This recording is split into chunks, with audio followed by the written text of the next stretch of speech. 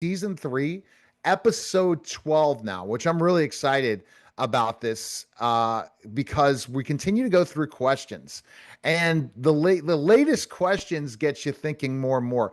And Gary, I'm going to tell you, I think because we're close to reaching AGI for the first time, and this is where it's almost a definition of singularity. DI is reaching AGI. It's still in beta phase, but these questions are really relating more and more to where we're going. How are you, Gary? I'm doing very well, Neil. Thanks for the conversation. All right. So, our question today, the matrix principle: can man overcome the need for challenge? Okay. So, I want to know what you mean by the matrix principle. Well, the Matrix Principle is one of my favorite movies. It was based on a ridiculous premise that the mankind destroys himself, basically a Terminator type of experience.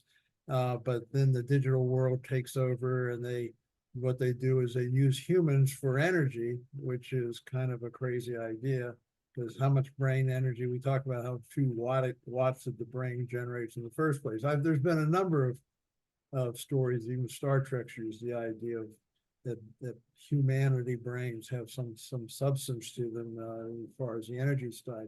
But anyway, the thing is, the story is fascinating because it just gives us the premise, and the premise is this. And one of the things that they talked about, what they did is they created an ideal world that these brains would have basically beings that were connected to by a digital structure, and that they were able to but they needed this, so the life forms that were just in pods that they kept them. Anyway, it goes. I don't need to explain the whole movie. Many people have already seen it. So the thing is, but what they did is they stated in the thing that they created a perfect world for these people, for these beings, these digital life structures that they didn't know they're digital. They thought they were biological humans, just like normal humans are. So they lived a life, but they made it so everything worked out and everything was perfect. And what happened is they found out it didn't work. And I took from that the concept of, if everything works out, if you're in the case of the future that we're looking at, where everybody, there's enough money to go around that everybody does well. Even Star Trek, they talk about, well, wealth, poverty is no longer exists. You take away the challenge of having to survive. But and I think about, well, where do you go from there?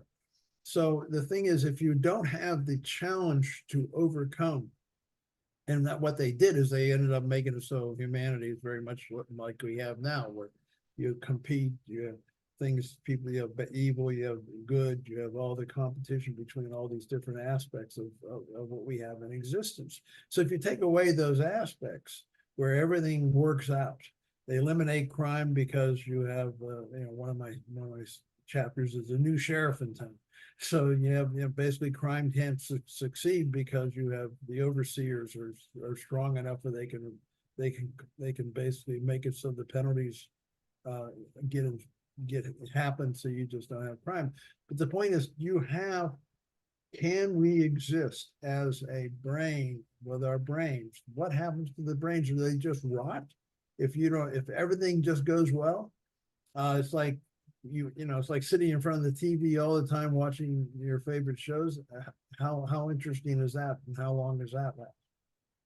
And also we Yeah. talked about what happens when you have alternative experiences where you can just connect yourself into a structure. You have you live a life that's not real because, so I'll be a success in this particular life. And that's a new drug of the future. And so I don't know. I mean, it seems to me that it Yeah. is the biggest challenge. So that would be, you're right. And I never thought of that. That's where DI takes completely over, uses us as energy, probably wouldn't use us for energy. Uh, Decided, well, let's just hook their brains up forever, and they get to live a alternative life of regular life, thinking they're living the same life that we're living today. And if anyone finds out that they're living in the matrix, they get placed back in the matrix either as a good guy or bad guy, and then they could have the life they truly wanted. So to live in filth, like those other people were living, where the planet was destroyed and everything, or live in a universe where you get to live the life of partying and having family life and competing. What's a better life to live? That's I going to be don't, the I don't think the matrix principle has any real bearing because, the matrix itself, the story of using a brain and using it for energy is kind of silly. But the thing is, what does make sense is what happens when you no longer have competition. You no longer have to struggle, no longer have to make a payroll, no longer have to feed your family. Food just comes to your family, gets delivered by equivalent of Amazon, and everything's just there. And you go to virtual reality for your live in virtual reality. yeah. You're a great success in conquering all kinds of villains and become the hero in your own digital world. And the thing is, how satisfying is that? I mean, competition made evolution. And competition right now is huge when it comes to the digital world as we try to compete who creates the best digital algorithms, best software, hardware, and so forth. And the thing is, that's competition. And that matter of fact, that's competition at its best. And we see how fast things are moving along because of that competition. So what happens when we get dropped out of the competition and we get replaced by an entirely digital existence? That is really, really, that scares me more than anything else. Everything being too easy. See, and we're going to go to polar opposites. Are given everything. Everyone has the same thing, and then you run into the situation where you don't have any power anymore. Like in what's happening in Cuba now, it's an absolute uh, fiasco. And some of these other countries where, yes, they're given some sort of form of living, but no one could compete to become the highest level. Only the chosen few can. No one could come up out of the ashes and go on a TikTok and make millions of dollars a year. Or this guy I saw that was climbing buildings, ended up making 6 million or 7 million. You can't do that in any other country in the world except the United States. The United States is best, definitely. But the That thing is, is, it is interesting because when you think about this future world, and think about what it's like to compete, what it's like. You think look at people who retire too early. They're retired. I'm going to retire. I want to live. I don't know, become a couch potato or whatever you want to be. yep, And how fulfilling is that life? And it's amazing how often many of these people just die. yep, They don't live very long when you don't have some kind of a mission or some kind of something that's really, really important. I'm 70, almost 77 here, and I have so much more I have to do. My thing is, can I get this all done?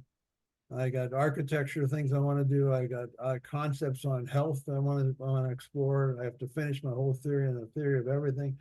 So to me, it's really a front and center because right now I can't get all this done. I'm trying as much as I can, and you're helping me in this singularity thing, and I was very appreciative of that because I need the leverage that you can provide. right. And a lot of people won't want to put that project because they think they'll be replaced. And I'm like, that's fine. I'll go and market for other companies that and use DI for free and get it all done and then start another business. This is where the entrepreneur mind has to come. What's the thing that's not going to be taken over by digital intelligence today? That could be another question.